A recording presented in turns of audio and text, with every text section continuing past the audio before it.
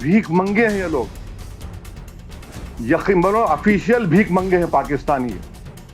माने ये international monetary fund नहीं, ये इंटरनेशनल मिलिटेंट फंड दे रहे हैं पाकिस्तान को।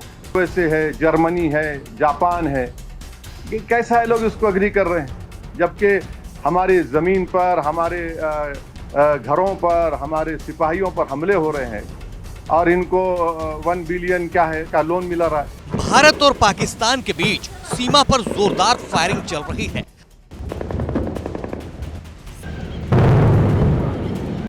पाकिस्तान अपनी चौकियों पर फौजें बढ़ा रहा है, बॉर्डर के इलाके में सिविलियंस को निशाना बना रहा है, भारत के सैन्य ठिकानों पर मिसाइल और बम गिरा रहा है।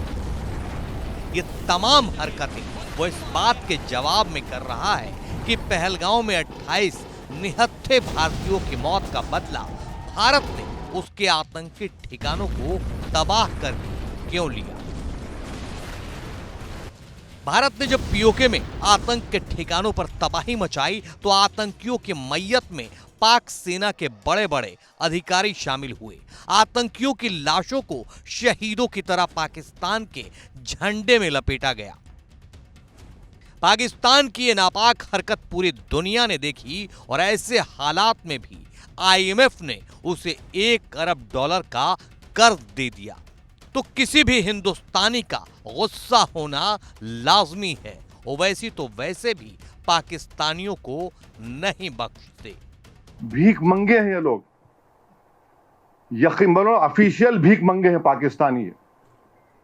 आईएमएफ से लोन ले रहे जाके $1 बिलियन का। आप 75 साल से आपने क्या किया? किसने आपको मजबूर किया आईएमएफ का लोन लेने के लिए?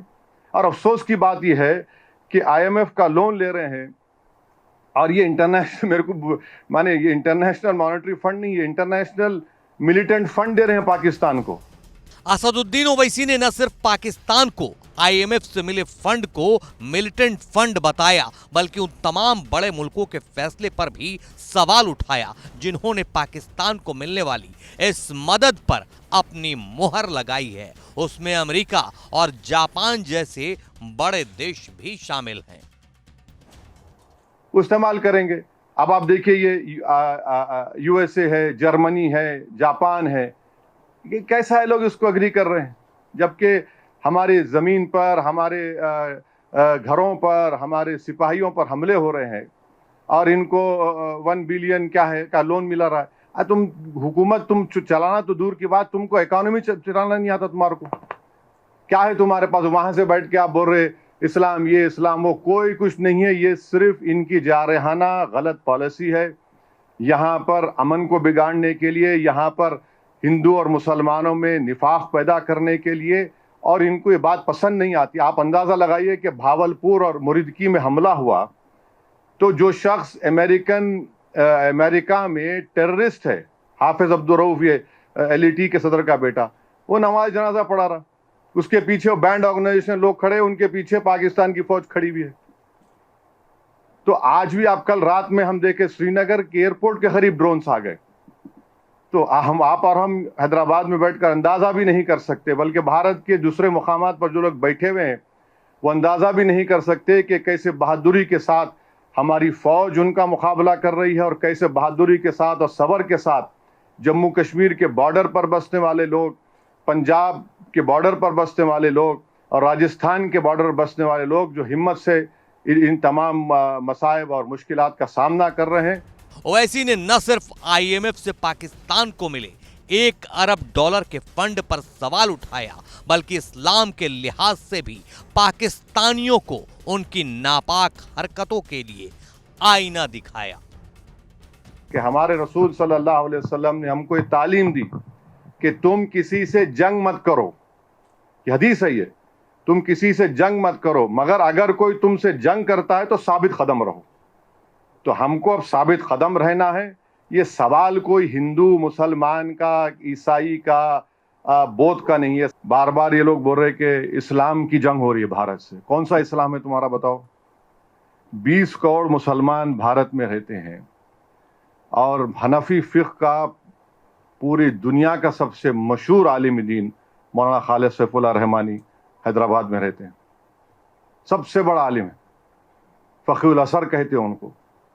आप कहते हैं इस्लाम की बात करते हैं, फिर आपने ईरानियन आउटपोस्ट पे गोलियां चलाई तो वहाँ शीशा पिला हुई दीवार भूल गए।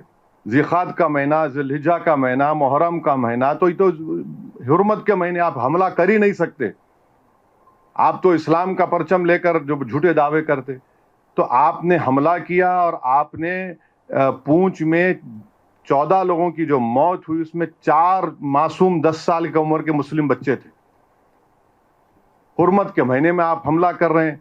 अब मेरे बोलने के बाद बोलेंगे नहीं नहीं हम दिफा में कर रहे हैं। अरे 75 साल से तुम दिफा कर रहे हो। यहां पर लुम्बिनी पार, गोकुल चाट में जो हमले हुए वो क्या थे बताइए?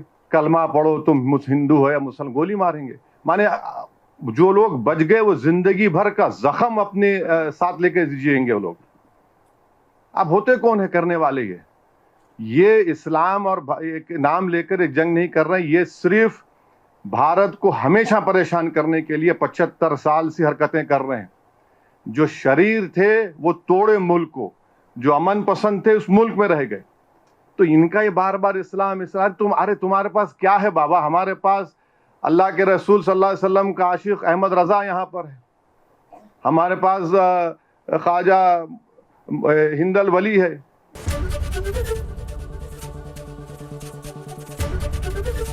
एबीपी गंगा, खबर आपकी, जुबान आपकी।